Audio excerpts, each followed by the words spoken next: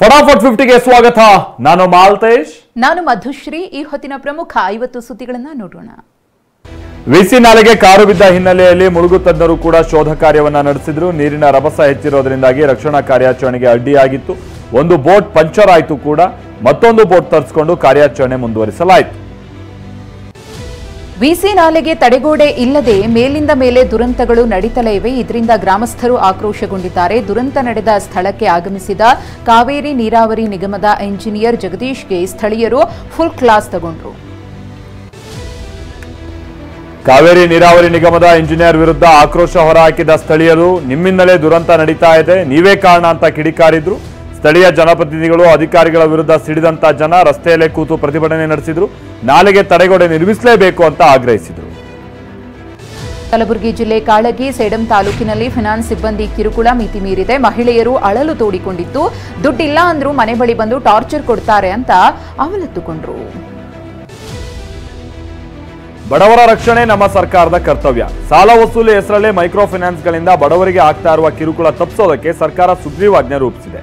ಸಾಲ ವಸೂಲಿಗೆ ರೌಡಿಗಳ ಮೂಲಕ ಬೆದರಿಸಿ ಕಾನೂನು ಕೈಗೆ ತೆಗೆದುಕೊಂಡು ದಬ್ಬಾಳಿಕೆ ನಡೆಸೋದಕ್ಕೆ ನಮ್ಮ ಸರ್ಕಾರ ಬಿಡಲ್ಲ ಅಂತ ಡಿಕೆ ಶಿವಕುಮಾರ್ ಹೇಳಿಕೆ ನೀಡಿದ್ದಾರೆ.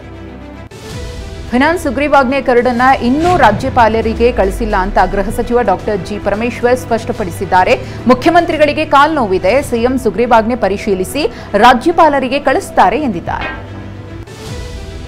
ಯತ್ನಾಳ್ ಹೇಳಿಕೆಯಿಂದ ಪಕ್ಷಕ್ಕೆ ಡ್ಯಾಮೇಜ್ ಅನ್ನೋ ವಿಚಾರವಾಗಿ ಬಿಜೆಪಿ ರಾಜ್ಯಾಧ್ಯಕ್ಷ ವಿಜಯೇಂದ್ರ ಪ್ರತಿಕ್ರಿಯಿಸಿದ್ದಾರೆ. ಏನೇನ್ ಡ್ಯಾಮೇಜ್ ಆಗಬೇಕೋ ಅದೆಲ್ಲ ಆಗೋಗಿದೆ. ಯಾರ ವಿರುದ್ಧವೂ ನಾನು ಬಹಿರಂಗ ಹೇಳಿಕೆಯನ್ನ ಕೊಟ್ಟಿಲ್ಲ, ಪಕ್ಷದ ವಿರುದ್ಧವೂ ಹೇಳಿಕೆ ಕೊಟ್ಟಿಲ್ಲ ಅಂತ ಹೇಳಿದ್ದಾರೆ. ಒಂದು ವಾರದಲ್ಲಿ ಪಕ್ಷದ ಹೊಸ ಅಧ್ಯಕ್ಷರು ಯಾರು ಎಂಬ ಪ್ರಶ್ನೆಗೆ ಉತ್ತರ ಸಿಗುತ್ತೆ. ಆನಂತರ ಎಲ್ಲವೂ ಸರಿಯಾಗಲಿದೆ ಅಂತ ಶಿವಮೊಗ್ಗದಲ್ಲಿ ವಿಜಯೇಂದ್ರ ಹೇಳಿದ್ದಾರೆ.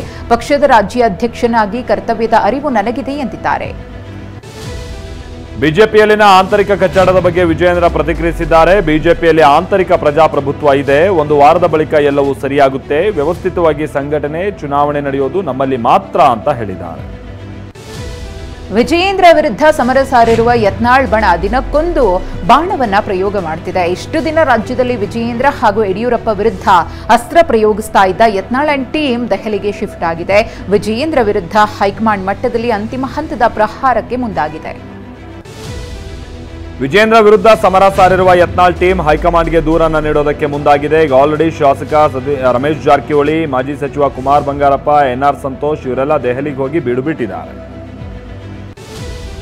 ವರಿಷ್ಠರ ಭೇಟಿಗಾಗಿ ನಾಳೆ ದೆಹಲಿಗೆ ಹೋಗ್ತಾ ಇರುವುದಾಗಿ ಶಾಸಕ ಬಸನಗೌಡ ಪಾಟೀಲ್ ಯತ್ನಾಳ್ ತಿಳಿಸಿದ್ದಾರೆ. ರಾಜ್ಯಾಧ್ಯಕ್ಷ ಸ್ಥಾನ ಚುನಾವಣೆಯಲ್ಲಿ ವಿಜಯೇಂದ್ರ ಠೇವಣಿ ಕಳೆದುಕೊಳ್ಳುತ್ತಾನೆ, ಆದರೆ ನಾನೇ ಗೆಲ್ತೇನೆ ಅಂತಾನೆ ಲೇವಡಿ ಅಂತ ಮಾಡಿದ್ದಾರೆ. ಜೆಡಿಎಸ್ ಶಾಸಕರಿಗೆ ಆಫರ್ ನೀಡಿರುವ ವಿಚಾರವಾಗಿ ಡಿಸಿಎಂ ಡಿಕೆ ಶಿವಕುಮಾರ್ ಸ್ಪಷ್ಟನೆ ಕೊಟ್ಟಿದ್ದಾರೆ. ನಾನು ಯಾವ ಜೆಡಿಎಸ್ ಶಾಸಕರ ಜೊತೆನೂ ಮಾತನಾಡಿಲ್ಲ. ಸ್ಥಳೀಯ ಮಟ್ಟದಲ್ಲಿ ಜೆಡಿಎಸ್ ಕಾರ್ಯಕರ್ತರಿಗೆ ನೋವಿದೆ, ಅವರಿಗೆ ನ್ಯಾಷನಲ್ ಪಾರ್ಟಿ ಸೇರ್ಬೇಕನ್ನುವಂತ ಆಸೆ ಇದೆ, ಅದಕ್ಕೆ ಬಂದು ಸೇರ್ಕೊಳ್ಳಿ ಅಂತ ಹೇಳಿದೀನಷ್ಟೇ ಅಂತ ಹೇಳಿದ್ದಾರೆ. ನವೆಂಬರ್ನಲ್ಲಿ ಸಿಎಂ ಬದಲಾವಣೆ ಆಗ್ತಾರೆ ಎಂಬ ಆರ್ ಅಶೋಕ್ ಅವರ ಹೇಳಿಕೆಗೆ ಡಿಸಿಎಂ ಡಿಕೆ ಶಿವಕುಮಾರ್ ಲೇವಡಿ ಮಾಡಿದ್ದಾರೆ. ನನಗೂ ಜ್ಯೋತಿಷ್ಯದ ಬಗ್ಗೆ ಗೊತ್ತಿದೆ, ಅವರು ಬೋರ್ಡ್ ಯಾವಾಗ ಹಾಕೊಂಡ್ರೋ ಗೊತ್ತಿಲ್ಲ, ನಾನು ಶೀಘ್ರವೇ ಆರ್ ಅಶೋಕ್ ಅವರಿಂದ ಜ್ಯೋತಿಷ್ಯವನ್ನ ಕೇಳುತ್ತೇನೆ ಎಂದು ವ್ಯಂಗ್ಯವಾಡಿದ್ದಾರೆ. ರಾಜ್ಯ ಕಾಂಗ್ರೆಸ್ನಲ್ಲಿ ಕುರ್ಚಿ ಕದನ ಮುಂದುವರೆದಿದೆ. ಇದರ ನಡುವೆ ಪ್ರಯಾಗ್ರಾಜ್ನಲ್ಲಿ ನಡೀತಾ ಇರುವಂತಹ ಮಹಾಕುಂಭ ಮೇಳದಲ್ಲಿ ಸತೀಶ್ ಜಾರಕಿಹೊಳಿ ಮುಂದಿನ ಸಿಎಂ ಆಗಬೇಕು ಅಂತ ಅಭಿಮಾನಿಗಳು ಘೋಷಣೆ ಕೂಗಿದ್ದಾರೆ, ಹರಕೆ ತೀರಿಸಿದ್ದಾರೆ. ಸತೀಶ್ ಜಾರಕಿಹೊಳಿ ಅವರ ಭಾವಚಿತ್ರ ಹಿಡಿದು ಪೋಸ್ ಕೊಟ್ಟಿದ್ದಾರೆ. ಕಾಂಗ್ರೆಸ್ನಲ್ಲಿ ಸಿದ್ದು ಡಿಕೆ ಬಣದ ಮಧ್ಯೆ ಫೈಟ್ ನಡೀತಿದೆ. ಡಿಕೆ ಬಣದಲ್ಲಿ ಗುರುತಿಸಿಕೊಂಡಿರುವ ಶಾಸಕ ಗುಬಿ ಶ್ರೀನಿವಾಸ್ ಪರಮೇಶ್ವರ್ ರಾಜಣ್ಣ ವಿರುದ್ಧ ಪರೋಕ್ಷವಾಗಿ ಕಿಡಿಕಾರಿದ್ದಾರೆ. ತುಮಕೂರು ಹಾಲು ಒಕ್ಕೂಟದ ಚುನಾವಣೆಯಲ್ಲಿ ಪತ್ನಿ ಭಾರತಿಗೆ ಅಧ್ಯಕ್ಷ ಸ್ಥಾನ ಕೈತಪ್ಪಿದ್ದಕ್ಕೆ ಗರಂ ಆಗಿದ್ದಾರೆ. ಎಷ್ಟು ದಿನ ನಿಮ್ದು ನಡೆಯುತ್ತೋ ನೋಡ್ತೀನಿ ಎಂದಿದ್ದಾರೆ. 545 ಪಿಎಸ್ಐ ನೇಮಕಾತಿ ಪರೀಕ್ಷೆಯಲ್ಲಿ ಅಕ್ರಮ ಪ್ರಕರಣದ ತನಿಖೆ ತೀವ್ರಗೊಂಡಿದೆ. ಶಾಸಕ ಡಾಕ್ಟರ್ ಅಶ್ವಥ್ ನಾರಾಯಣ್ ವಿಚಾರಣೆ ನಡೆಸಲಾಗಿದೆ. ಹೆಚ್ಚಾಗಿ ಮಾಗಡಿ ಮೂಲದವರು ಮತ್ತೆ ಅಶ್ವಥ್ ನಾರಾಯಣ್ ಸಂಬಂಧಿಕರೇ ಆಯ್ಕೆ ಆಗಿದ್ದಾರೆ ಅಂತ ಕಾಂಗ್ರೆಸ್ ಹಿಂದೆ ಆರೋಪಿಸಿತ್ತು. ಎಪಿಎಂಸಿ ವರ್ತಕರಿಂದ ಲಂಚ ಸ್ವೀಕರಿಸಿದ್ದ ಕಲಬುರಗಿ ಜಿಲ್ಲಾ ಎಪಿಎಂಸಿ ಸಹಾಯಕ ನಿರ್ದೇಶಕಿಯನ್ನ ಅಮಾನತು ಮಾಡಲಾಗಿದೆ. ಸವಿತಾ ನಾಯಕ್ ಲಂಚ ಸ್ವೀಕರಿಸುವ ದೃಶ್ಯ ಕಚೇರಿಯ ಸಿಸಿಟಿವಿಯಲ್ಲಿ ಸೆರೆಯಾಗಿತ್ತು.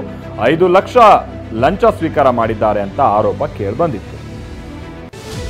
ಕುಡಿದು ವಾಹನ ಚಲಾಯಿಸುವವರಿಗೆ ಬೆಂಗಳೂರು ಸಂಚಾರಿ ಪೊಲೀಸರು ಶಾಕ್ ಕೊಟ್ಟಿದ್ದಾರೆ. ಜನವರಿ 27ರಿಂದ ಫೆಬ್ರವರಿ 2ರವರೆಗೆ ಕುಡಿದು ವಾಹನ ಚಲಾಯಿಸಿದವರಿಂದ 80 ಲಕ್ಷ ರೂಪಾಯಿ ದಂಡ ವಸೂಲಿ ಮಾಡಿದ್ದಾರೆ. 800 ವಾಹನಗಳನ್ನು ಸೀಸ್ ಮಾಡಿದ್ದಾರೆ. ಬೆಂಗಳೂರಿನಲ್ಲೊಂದು ದ್ವಿಚಕ್ರ ವಾಹನದ ಮೇಲೆ ಅದರ ಬೆಲೆಯ ದುಪ್ಪಟ್ಟು ದಂಡ ಬಿದ್ದಿದೆ. ಜಯನಗರದ ಆರ್ಟಿಒ ನೋಂದಣಿಯ ಸ್ಕೂಟರ್ ಮೇಲೆ ಸಂಚಾರಿ ನಿಯಮವನ್ನು ಮೀರಿದ್ದಕ್ಕಾಗಿ 1,61,000 ರೂಪಾಯಿ ದಂಡವನ್ನು ವಿಧಿಸಲಾಗಿದೆ. ಬೆಂಗಳೂರಿನಲ್ಲಿ ವಿದ್ಯಾರ್ಥಿಗಳನ್ನ ಟಾರ್ಗೆಟ್ ಮಾಡಿ ಡ್ರಗ್ಸ್ ಮಾರ್ತಾ ಇದ್ದ ಇಬ್ಬರನ್ನ ಸೋಲದೇವನಹಳ್ಳಿ ಪೊಲೀಸರು ಬಂಧಿಸಿದ್ದಾರೆ. ಒಡಿಶಾ ಮೂಲದ ರಾಜು, ಅಜಯ್ ಎಂಬ ಇಬ್ಬರು ಅರೆಸ್ಟ್ ಆಗಿದ್ದು 6 ಕೆಜಿ ಗಾಂಜಾವನ್ನ ಜಪ್ತಿ ಮಾಡಲಾಗಿದೆ. ನೌಕರಿ ಹಾಗೆ ಖಾಲಿ ನಿವೇಶನ ಕೊಡಿಸ್ತೀನಿ ಅಂತೇಳಿ ವಂಚಿಸಿದ್ದಂತ ತಂದೆ ಹಾಗೆ ಮಗನನ್ನ ಹುಬ್ಬಳ್ಳಿ ಪೊಲೀಸರು ಬಂಧಿಸಿದ್ದಾರೆ.